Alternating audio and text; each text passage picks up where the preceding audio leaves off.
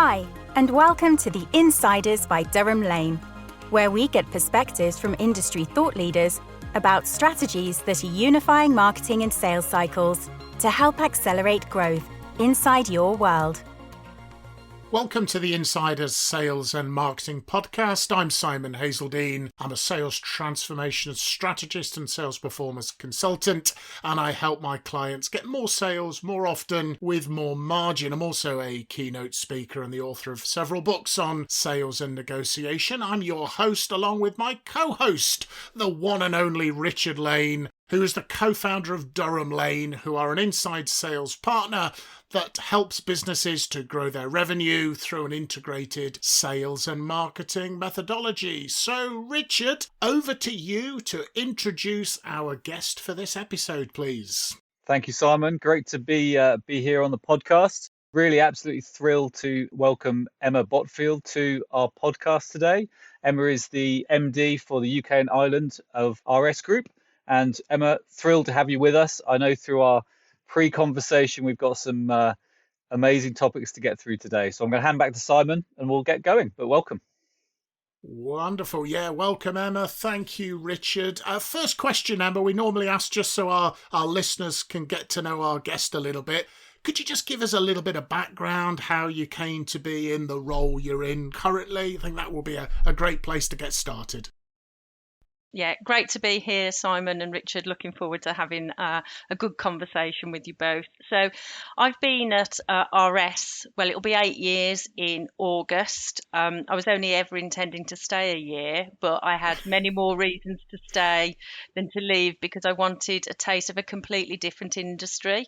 I'd worked in financial services and public and private sector previously, and just saw the opportunity to help our organisation realise its ambition. So I've had various number of roles in the organisation, leading customer operations, inside sales, our branch network, and delivered results through that, and was really privileged and humbled about 16 months ago to be given the opportunity to lead the UK and Irish market for RS.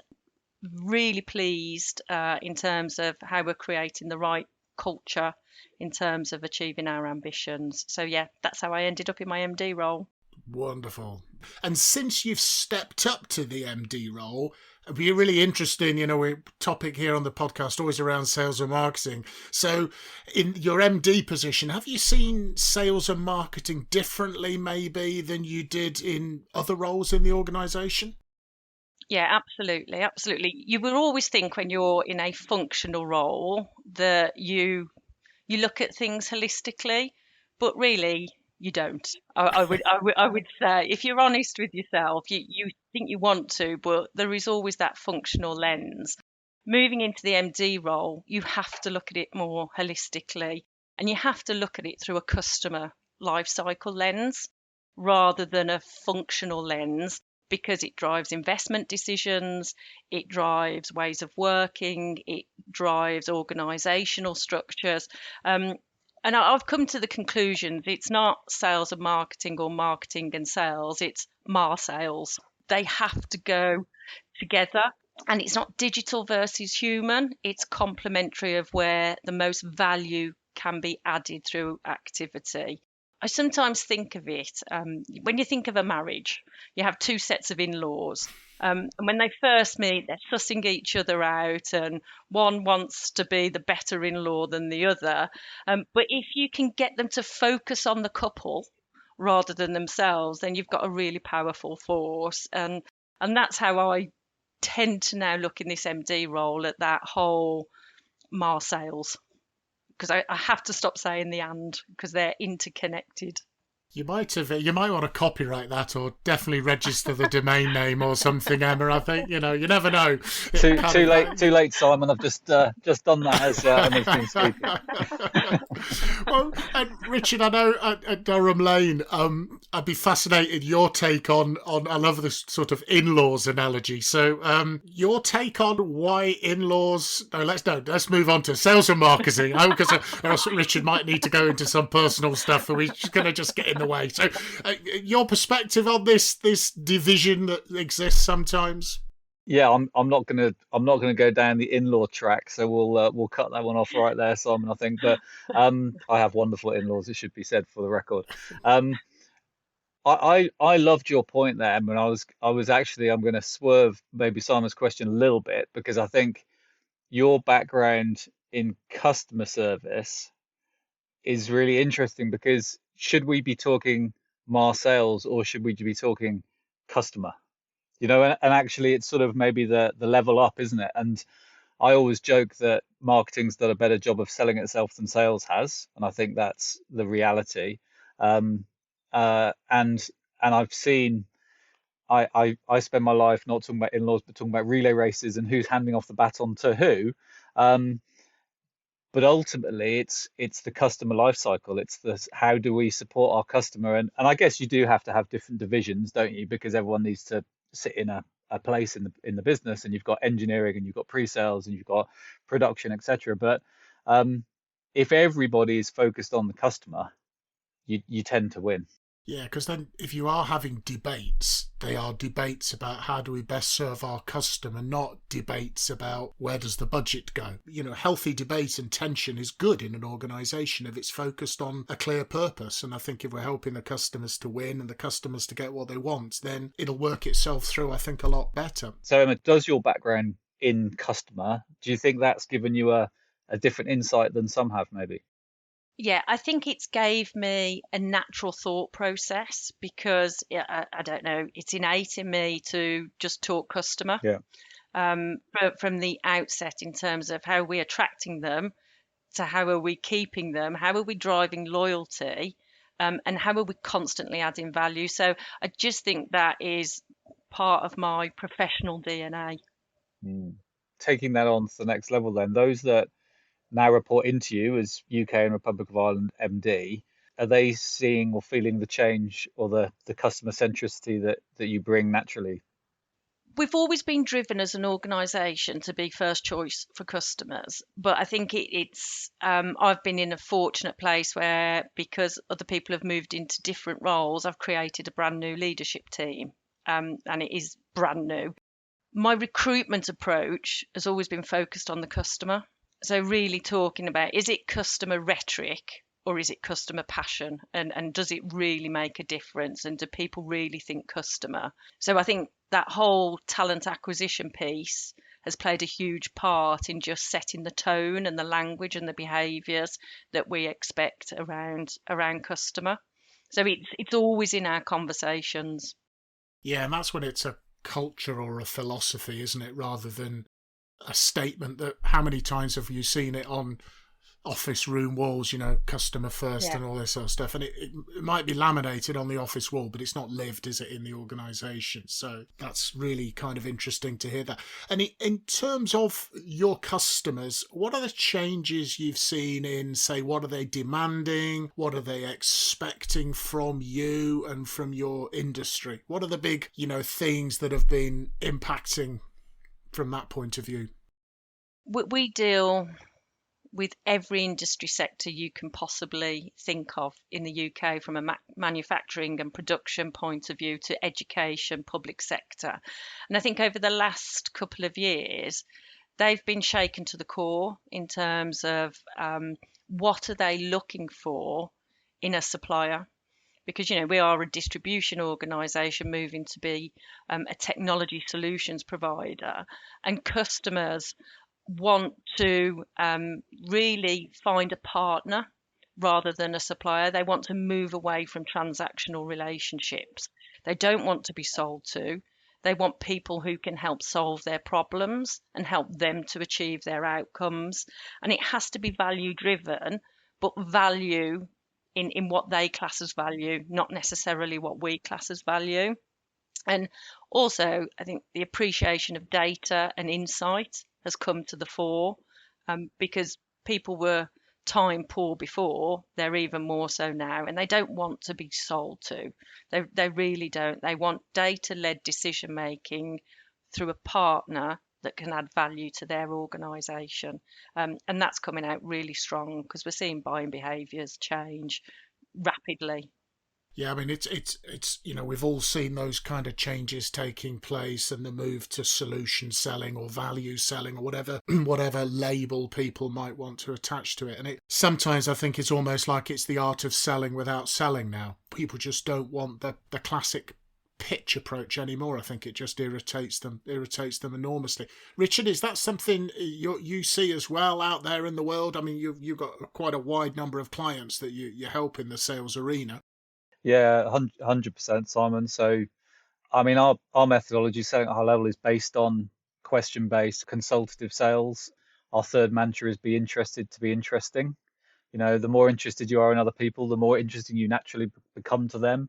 And our first mantra is business fit, business value. So, we should be prospecting to people where we believe there's a fit, where we can add value to what we think the problems and challenges they've got based on the research that we've done. And you can do that at an SDR level through to a senior account management role at probably on a different scale. So seeing that trend right across our client estate, across all enterprise customers, I think the other thing we're seeing that is sort of rocket fuel as well for the sales industry is the shift from being in the field to being behind the desk. And I think when you take that consultative sales approach and take away I'm going to get in my car and drive for 2 hours to go and see someone to have that conversation, then you unlock a real huge amount of opportunity, but you also probably create some fear for people as well, I think. So it'd be interesting, Emma, to know how RS Group has sort of dealt with everybody becoming an inside sales professional overnight when the pandemic hit. It's amazing, isn't it, that the catalyst for change and how people adapt. The willingness to suddenly have video conference conversations was fantastic. Some people needed more support than others because it was a complete change when you're out on the road and then you're at home trying to engage in a different way. But we saw more collaboration between our customers, our inside sales, and our field sales. So there was that triangulation in terms of adding the skills and using the skills and the people where they are going to add most value. And it's really helped us think about, now we are living with the madness of the world around us, what is the role of a field salesperson, and where can they add most value? There is still value for us for people to go and meet with engineering directors on the shop floor, get a feel for the production environment to understand what solutions are best suited to solve their problems. Whereas our inside sales, we're probably targeting different types of personas because procurement people now want to interact in a virtual world and a virtual way. So we've seen a huge transition for our people, but it really helped people adapt to new technologies and different technologies more quickly. Yeah. I think if nothing else, it'll be a more considered decision rather than a default to go and visit a customer in person. Very interesting to see the hierarchy that often seems to exist is inside sales do smaller customers and field sales do the big ones, which often, and that's turned everything on its head as well, I think. And of course, with a customer focus, how does the customer want their relationship to be managed rather than how do we want to organise ourselves? That's absolutely right. And, and that's been key. We've done a lot of discovery with our customers in terms of what's it meant for them now? How do they want to build a partnership with us? Because that's what we're looking for. We're looking for long-term partnerships rather than short-term contract wins, because we believe we can add more value to the customer by having those longer-term relationships because they see us as a partner. It's a time perspective is interesting, isn't it? That often, and sometimes it's not a criticism of salespeople or sales managers, it's how they're measured and driven inside the organisation. Close the month, close the quarter, which I think sometimes leads to short-term tactical behaviour rather than the long-term kind of focus. So, Richard, I know you incentivise your folks in some different ways, don't you, than what you might normally see? We do. I mean, always playing around with this, and I still don't think we found the perfect answer yet, if it exists. But yeah, we don't pay standard commission, Emma, to our our SDR teams. Why? Because ultimately we believe it drives the wrong behavior, because our business is about creating meaningful, qualified opportunity for our customers then to go and do further discovery and to hopefully propose and close. If you're giving someone 50 quid for creating a meeting, end of month, need another couple of those because I'm going out at the weekend. Yeah, it's just, and I wouldn't blame anyone for that either, really, but it just drives the wrong behavior. So always playing with it. We do have a reward model that's based on competency. So demonstrate to us that you're getting better at your job, demonstrate to us that you live and breathe our values, and we'll pay you more. And we've just created a new scheme which went live beginning of April, where we take a percentage of our quarterly number. It goes into a pot. It's almost a bit like the lottery, where you have Euro Millions.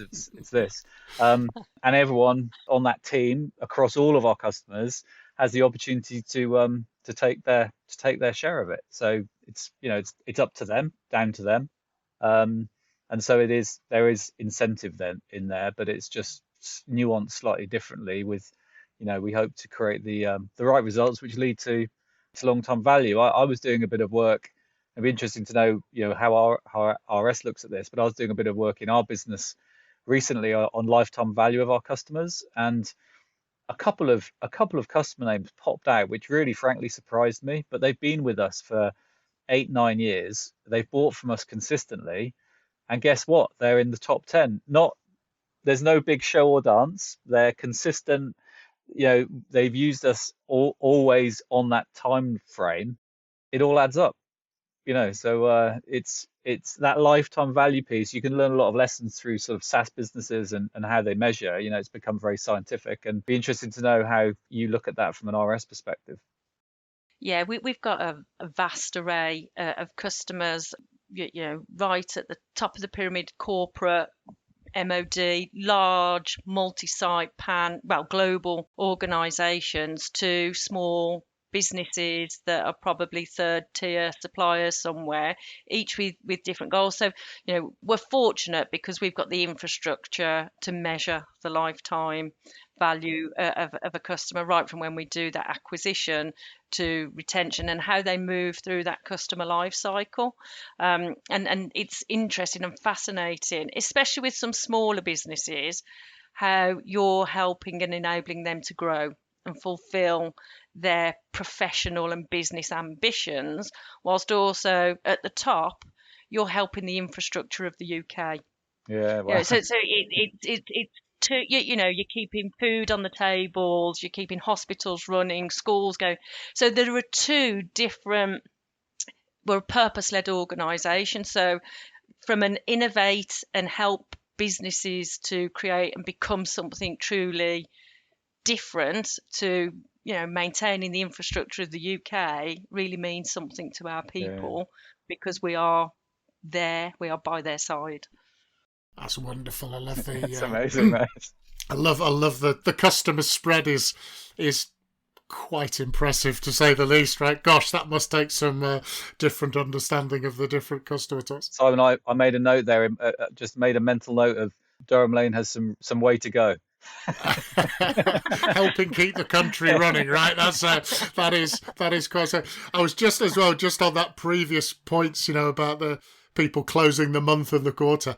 I just wonder how many businesses have really effectively trained their customers to wait until the end of the quarter to spend, so they know they get a discount. And it's just, you're incentivizing your customer to ask for a discount, aren't you? And you've created the monster yourself, Yeah, 100%. Yeah. I was once part of a business that tried to shift from being very quarterly driven to being monthly driven, and we totally failed. Just couldn't change the discipline. And part of the problem was the US didn't follow suit, so we were just doing it as a UK entity. But it's a real mindset, and actually I think your customers get used to that mindset, Simon, as you were saying, and so they think, well, I'm not going to do anything until the end of the quarter, because why would I? Yeah, because I know what's going to happen, because it happens every quarter. Well, or at least every quarter the salesperson's behind on quota, and away we go. And it's the brave salesperson who goes, no. Yeah. Yes, yeah. A little bit of a career suicide, perhaps, maybe. So, Emma, in our pre-conversation before we came on air, you mentioned that you wanted to challenge some of the preconceptions about what a sales and marketing professional should be. I'd be really interested. Richard and I would love to know more about that aim and give us a bit of insight into that. One of my aspirations whilst I'm custodian of the UK and Ireland market is I want to create communities because people want to belong to communities. That's the whole definition, right?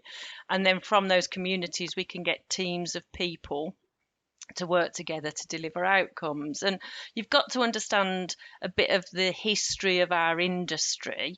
We learn from history, don't live in it. But the background is that it is very male dominated. There is a high proportion of people in roles that are of a certain age.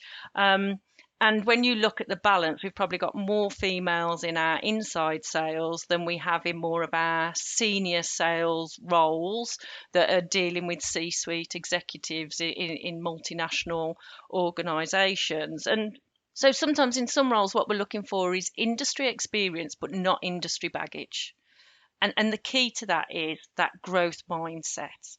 How can you think about your role differently in terms of being part of a community rather than a job role that is specified and and just a list of activities that you do.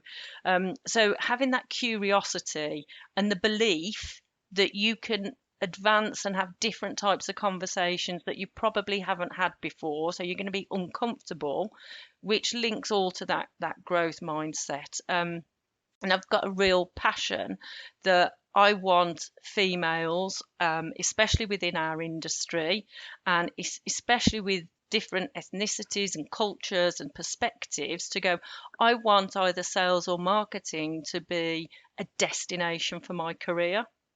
And I am purposely wanting to go into that arena and be a professional within that. And for me, development is a two-way street. It's push and pull. We can give you some skills and give you some experiences, but you've really got to want to grasp them and open your mind to connect the dots through that whole customer life cycle. There's no point just being an expert in one part of the customer life cycle, because it's a continuum. And that's really important to me, having the belief to just think differently, ask different questions, be a little bit more curious, to be able to be proud of being a professional within sales or marketing. Yes, it's often not marketing, maybe, but sales is often not regarded as a profession. Is that kind of perception, isn't it, of it? And I have to say, certainly from my background, I was in fast-moving consumer goods, and there was almost an unwritten rule many, many years ago that it was okay for women to be in the call centre, but it wasn't okay for them to be in field sales roles. And it, crazy kind of not that long ago, and then some pioneers sort of broke through, did really well, and the organisation, I think, started to have to wake up to the fact that we're missing a trick here. It's really important because different perspectives drive different outcomes to solve different problems, and it is a generational thing with the industry that we're in. We're never going to magically turn it overnight, but if we can make sales within RS Group an exciting destination, whether that's at an entry level or whether you're an experienced professional business leader. Because going back to the question earlier, people don't want to be sold to, they want their business problem solved. And that's what's important. If you can have a commercial conversation around a business problem, then that opens the door to a lot more talent. Well, also, there's a lot of nonsense, isn't there, about what sort of people the customer will feel comfortable with. And I think they'll feel comfortable with somebody who helps to give them the solution they need to their problems. And then Absolutely. Age, gender, everything else is an irrelevance, because the customer's got someone who they know is going to help them achieve what they want to achieve. And, hopefully then you'll see some changes in the demographics taking place. I always say when I'm training people in our methodology that, can you be a strategic resource from day one? No. Can you think like one from day one? Absolutely. And that's the difference. It's about being a business professional. It's about help. I've always thought, and a bit like Emma, you were saying earlier, I think it's, I mean, I always say it's the biggest and best trip up that ever happened to me was getting a job in sales, because no one recommended it. They said, Richard, we think you'd be great at market research. That was the careers advice. But just have this sort of knack of putting my feet in the shoes of the person I'm talking to and being interested in them, and then solutioning. And it's amazing that that's a job, isn't it? I've always felt so privileged and lucky that actually it's a job, and I still, and being careful not to get onto my pet subject, but the lack of signposting of sales as a career is still shockingly poor out of It's scary, any actually. educational Yeah. institution worldwide. Yeah. And the UK is behind other countries, certainly, but it's getting better, but it's still way behind where it should be. Well, I think you might find sales, the hybrid, Yes, might be the attractive career option that Emma's going to be championing. Emma's Mars Sales Academy. I can see it now. Yeah. I could say that. I'll sign up. I'm in. Well, sorry, just sure. quick. We're joking about that, but actually, the sales professional of the future needs to be a Mars sales professional, because actually, we've gone digital. You're peaking Yeah. digital attention. You need to be savvy when it comes to being able to use, technology to get your message across, to interact, to communicate. And you need to have all of those sales and solution sales skills to be able to then nurture and discover properly, and to present and negotiate and close. And so actually, we're joking, but you have to be both, don't you? You have to be Yeah. is it a T-shaped person, I think they say, don't they? So. Fantastic. And I'd be really interested on the subject of sort of bringing in external support. I know we had a chat about this as well before we came on the air. When should an organisation consider outsourcing or bringing in external sales or marketing resources, or Mars sales resources? Perhaps I ought to have said. I find this fascinating because I think lots of organisations are just self-obsessed that they have to solve every problem themselves. So I think there is always an opportunity to use expertise from outside. Time, capacity, and sometimes capability are barriers to achieving goals at pace. So if you find the right partner, and I choose that word carefully because it has to be a partnership if you're going to outsource, because it's your brand, it's your values, it's your purpose that you are asking someone to support you with and represent. But if that partner has aligned values and there's an alignment in purpose, then there's mutual benefit. And it fascinates me why people think that everything has to be done internally, or if you go, I've seen many outsourced relationships where the intent was right, but then it became adversarial because it wasn't in the right mindset to go, how do we achieve together? Because that's what it has to be. And I think it should be considered at every opportunity and any opportunity, because again, it's the best solution. What is going to be the best solution? So it goes back to that growth mindset. You have to be open-minded in business today. You have to be. Yeah, and try some different things. Richard, you must have a perspective on this because you'll see it from the external partner. Yeah. I think it's a bit of a philosophical question. In fact, I very openly say that to customers right at the beginning of the conversation, that I think Emma's absolutely spot on. Some are just so closed to the idea of letting go of any element of their process that it's not going to work. And that's fine, because there are lots that aren't closed off to it. But I would also sort of counter it with it's not right to outsource all the time. And sometimes outsourcing isn't right forever, because, we often get asked to prove a proposition or to prove a new marketplace, and we can do it faster. And we should be able to do it faster, and we should be able to scale more rapidly than if you were doing it yourselves. And I think the value add, which people often forget, is that we got 45 customers that we're working on at any one time, 40 to 45. So you're getting all of that insight and value for free, really. So I think that's the bit that people miss when they think, oh, well, we need to do everything ourselves, because there's a huge amount of learning that, and I see it, I'm really passionate that we have an absolute obligation to deliver back insight. It's not just about creating outcomes, but it's about the insight. And, whether a customer says yes or a customer says no, why? And that will be the first question on Emma's lips, would be, well, why were they interested or why weren't they? And that's our job to deliver that back. And yeah, it's timing, but we talk about the 3 Ps for us is people, process, and partnership. So it's probably pretty aligned to what Emma was saying there, I think. I mean, I often say when I'm working with sales teams that you've got to remember 99% of the time, the customer is head down inside their own organisation, getting it, be that the Ministry of Defence or whoever it is, large corporate, small starter, they haven't got the time to see that broader picture and to get those insights from the market. So there is so much value for suppliers, I think, to bring and to help to educate customers.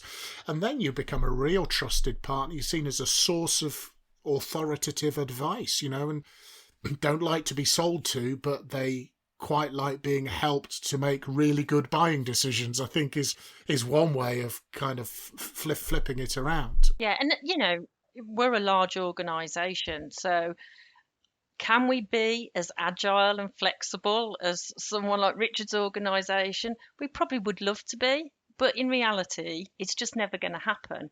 So where you want to test, learn, evolve, get those insights, for me, it's always about what's important and why. Why is it that you want to achieve something, and how can you quickly get the results and the insights to make informed decisions? And just as our customers want to be data driven and insight led, so do we as organisations. So we've just got to make sure we think laterally sometimes, and it's not always created here that is best.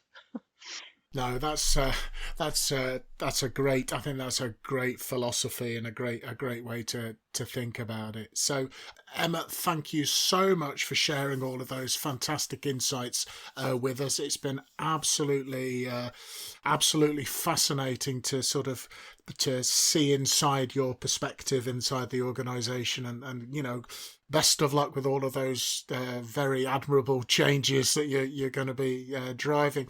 Richard, any closing thoughts, comments from you, sir? Oh, I've loved that, Emma. Thank you so much. And your customer rhetoric or customer passion, I love that one.